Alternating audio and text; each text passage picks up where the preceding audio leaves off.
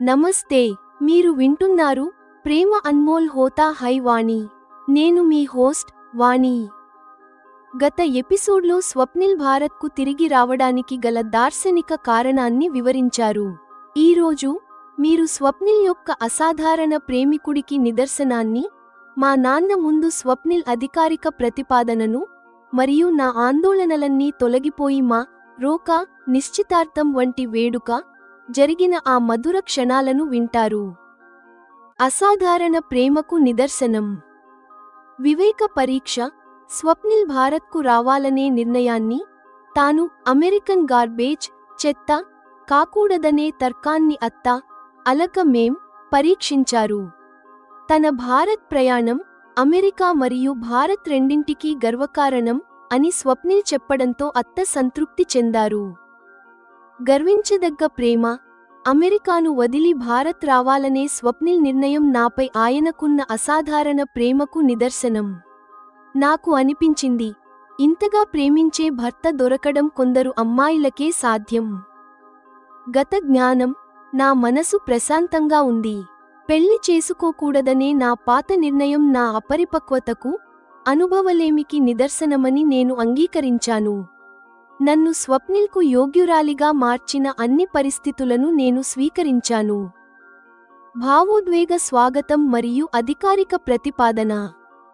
ఊహించనిది. 2 రోజుల తర్వాత మేము అలక మేం ఇంటికి వెళ్ళాము. ద్వారం వద్ద స్వప్నిల్ స్వాగతం పలకడం చూశాను. నాన్న లోపలికి వెళ్ళిన తర్వాత స్వప్నిల్ నన్ను కౌగిలించుకుని, పాశ్చాత్య సంప్రదాయం ప్రకారం 2 బుగ్గలను ముద్దు పెట్టుకుని స్వాగతం పలికారు. దత్తపుత్రుడు. లోపల స్వప్నిల్ తాతయ్య, నాయనమ్మ మమ్మల్ని చుట్టుముట్టారు. స్వప్నిల్ భారత్లో ఉండాలని నిర్ణయించుకోవడంతో అలక మేంను ఆయనను దత్తపుత్రుడి గా స్వీకరించమని తాతయ్య కోరారు. ప్రతిపాదన మరియు అంగీకారం. నా ముందు మోకాళ్లపై నిలబడి స్వప్నిల్ ఇలా అన్నారు, నేను నీరజ్ అంకుల్ అనుమతి పొందిన తర్వాత వానితో వివాహ ప్రతిపాదన చేయాలనుకుంటున్నాను. నాన్న గర్వంగా చెప్పారు, ఈ బంధం మాకు అదృష్టం మరియు గర్వకారణం. రోకా సంపన్నం.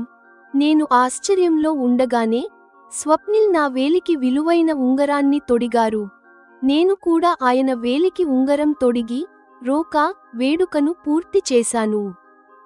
జీవితం యొక్క కొత్త మార్గం. ఆనందం మరియు సరళత. నేను నా ఆనందంలో మునిగిపోయాను. నా కోరిక నెరవేరుస్తూనే, ఇంత కష్టమైన పనిని స్వప్నిల్ తన ప్రేమతో ఎంతో సరళంగా మార్చి అందరి ముందు ఉంచడం నన్ను ఆశ్చర్యపరిచింది. కొత్త భవిష్యత్తు. స్వప్నిల్ భారత పౌరసత్వం తీసుకోవాలని, అలక మేం వ్యాపారాన్ని అర్థం చేసుకుని సరైన సమయంలో దానిని బాధ్యతగా స్వీకరించాలని కుటుంబం నిర్ణయించింది. బంధంలో మార్పు. భోజనం తర్వాత అత్త, ఇప్పుడు స్వప్నిల్ తల్లి, నా నాన్నతో ఇలా అన్నారు, నీరజ్ గారు, ఇకపై వాణి నా కూతురు. ఆమె నోటి నుండి నన్ను అమ్మ అని పిలవడం వినాలని ఉంది. పెళ్లి చేసుకోను అన్న నా నిర్ణయం విడిపోయింది. నా ప్రేమ కోసం స్వప్నిల్ తన దేశాన్ని వదిలి వచ్చాడు. నా జీవితంలోని చిక్కులన్నీ సహజమైన ప్రేమ మరియు అచంచలమైన అంకితభావంతో వీడిపోయాయి. ప్రేమ శక్తి మరియు అదృష్టం తోడుగా. ప్రేమ అన్మోల్ హోతా హై వాణి లో మీరు వింటారు. ఎపిసోడ్ 65. గంగను ఎదురుగా పారించినంతటి ప్రేమ.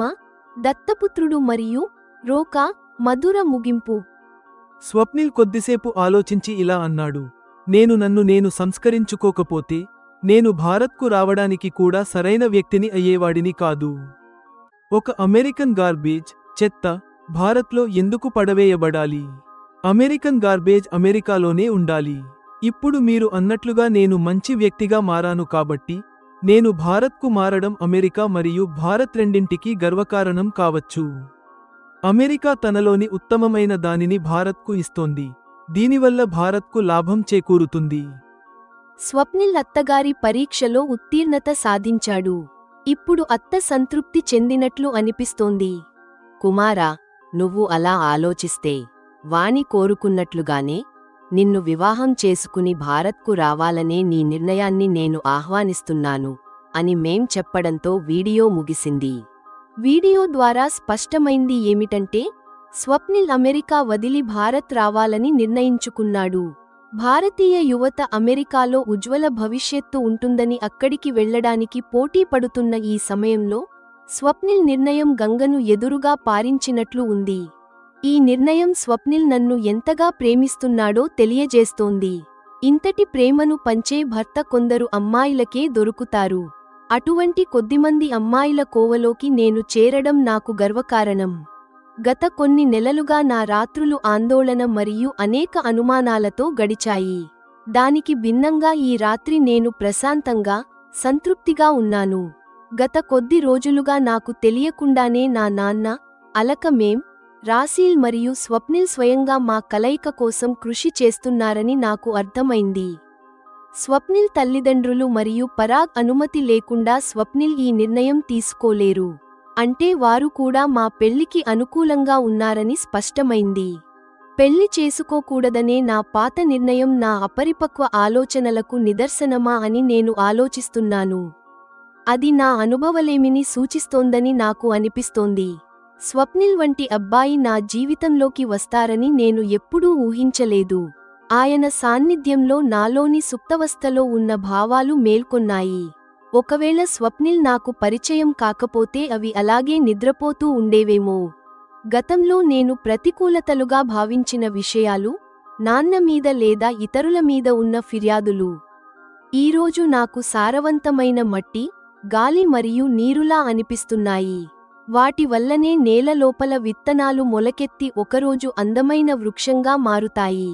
అలాగే ఈ పరిస్థితులే నన్ను స్వప్నిల్ ప్రేమకు యోగ్యురాలిని చేశాయి.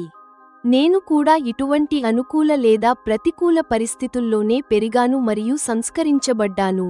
నా చుట్టూ ప్రేమ ఉనికిని నేను ఎప్పుడూ అనుభవిస్తూనే ఉన్నాను. కానీ నేను ఎప్పుడూ ఎవరి ప్రేమలోనూ పడలేదు. ఇదంతా దైవలీలగా అనిపిస్తోంది. నేను ఇలా లేకపోయి ఉంటే ఎక్కడో 1000 కిలోమీటర్ల దూరంలో ఉన్న స్వప్నిల్ హృదయంలో రాణిలా స్థానం సంపాదించలేకపోయేదాన్ని. నా సరళత్వం ఇతరులకు నిస్సహాయతగా అనిపించవచ్చు, కానీ అదే సరళత్వం మరియు సచ్చీలత స్వప్నిల్ను ఎంతగా ప్రభావితం చేశాయంటే నన్ను పొందడం కోసం అమెరికా వంటి దేశాన్ని వదిలి భారత్లో స్థిరపడాలని సిద్ధమయ్యారు. కేవలం నా కోరికను గౌరవిస్తూ నన్ను వివాహం చేసుకోవడం కోసం ఆయన ఈ నిర్ణయం తీసుకున్నారు. ఇప్పుడు నేను స్వప్నిల్ను ఎప్పుడు కలుస్తానా అని ఎదురుచూస్తున్నాను.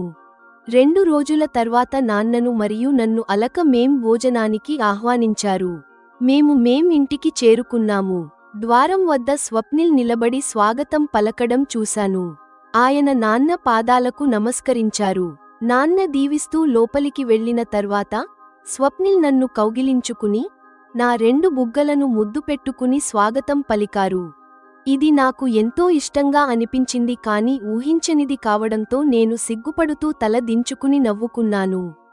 అక్కడ కొందరు పనివారు ఉన్నారు. వారికి నేను బాగా తెలుసు. నాన్న కళ్ళు తప్పించి స్వప్నిల్ పాశ్చాత్య రీతిలో స్వాగతం పలికారు, కానీ ఇతరుల ఉనికి ఆయనపై ఎలాంటి ప్రభావం చూపలేదు. చాలా రోజుల తర్వాత స్వప్నిల్కు ఇంత దగ్గరగా ఉండటంతో నా శరీరంలో ఒక విధమైన ఉద్వేగాన్ని అనుభవిస్తూ లోపలికి ప్రవేశించాను. అలక మేం మరియు నాన్నతో పాటు స్వప్నిల్ తాతయ్య, నాయనమ్మ మా ఇద్దరిపై పూల వర్షం కురిపించారు. అప్పుడు అక్కడ నా కజరేకి ధార్ వాయిద్య సంగీతం మెల్లగా వినిపిస్తోంది. అందరూ ఒకరికొకరు ఎదురుగా కూర్చున్నారు. మేం స్వప్నిల్ను మరియు నన్ను తన ఇరువైపులా కూర్చోబెట్టుకున్నారు. మా చిన్న మనవడు స్వప్నిల్ అమెరికా వదిలి భారత్లో ఉండాలని నిర్ణయించుకున్నాడు. ఆయన నాకు చెప్పినప్పుడు నా కుమార్తె అలకను ఆయనను దత్తత తీసుకోమని చెప్పాను అని స్వప్నిల్ తాతయ్య నాన్నతో చెబుతున్నారు. ఇది ఎంతో సంతోషించదగ్గ విషయానికి అని నాన్న చప్పట్లు కొట్టారు. నేను కూడా తెలియకుండానే చప్పట్లు కొట్టాను. అక్కడ ఉన్న వారందరూ చప్పట్లు కొడుతూ తమ హర్షాన్ని వ్యక్తపరిచారు. ఈ శుభవార్త ఇంకా ఎవరికీ చెప్పలేదు. నీరజ్ గారు మరియు వానికి ముందుగా చెబుతున్నాము, ఎందుకంటే ఈ నిర్ణయంతో పాటు స్వప్నిల్ మరొక శుభకార్యం చేయాలనుకుంటున్నాడు అని తాతయ్య స్వప్నిల్ వైపు చూశారు. నేను నీరజ్ అంకుల్ అనుమతి పొందిన తర్వాత వానితో వివాహ ప్రతిపాదన చేయాలనుకుంటున్నాను అని స్వప్నిల్ నాన్న వైపు అంగీకారం కోసం చూస్తున్నారు. ఇంతటి ప్రతిష్ఠాత్మక వంశానికి చెందిన యోగ్యుడైన వరుడితో తన కూతురు పెళ్లి చేయడానికి ఏ తండ్రి ఇష్టపడడు. ఈ బంధం మాకు అదృష్టం మరియు గర్వకారణం అని నాన్న ఎంతో సంతోషంగా చెప్పారు. అప్పుడు నా మనసులోకి ఒక ఆలోచన వచ్చింది. స్వప్నిల్ గత జీవితం గురించి నాన్నకు తెలుసా లేదా అని ఆలోచిస్తున్నాను. ఈ సమయంలో అందరూ నా వైపే చూస్తున్నారు. ఏమైంది వాణి, ఎందుకు అలా సందేహంలో ఉన్నావు అని స్వప్నిల్ నాయనమ్మ నా భావాలను అర్థం చేసుకోవడానికి ప్రయత్నిస్తూ అడిగారు. ఇప్పుడు నేను చూస్తున్నవి, వింటున్నవి నమ్మలేకపోతున్నాను అని నా మనసులోని మాటను బయటపెట్టాను. వాణి, నువ్వు నా కోసమే పుట్టావని నా నమ్మకం. నీకు కూడా నా గురించి అలాగే అనిపిస్తోందా అని స్వప్నిల్ అందరి ముందు నా ముందు మోకాళ్లపై నిలబడి అడిగారు. ఇది నేను ఊహించని మధుర క్షణం. నేను ఆశ్చర్యంతో నిలబడ్డాను. స్వప్నిల్ చేతులను నా చేతుల్లోకి తీసుకుని ఆయనను లేవనెత్తాను. అవును స్వప్నిల్, మిమ్మల్ని కలిసిన తర్వాత దేవుడు మిమ్మల్ని నా కోసమే సృష్టించాడని నాకు కూడా అనిపిస్తోంది అని నా మనసులోని నిజం బయటపెట్టాను. నాన్న అక్కడ ఉన్నారనే సంకోచం కూడా అప్పుడు నాకు కలగలేదు. అప్పుడు స్వప్నిల్ తన జేబులో నుండి ఒక చిన్న బాక్స్ తీసి అందులో ఉన్న విలువైన ఉంగరాన్ని నా వేలికి తొడిగారు.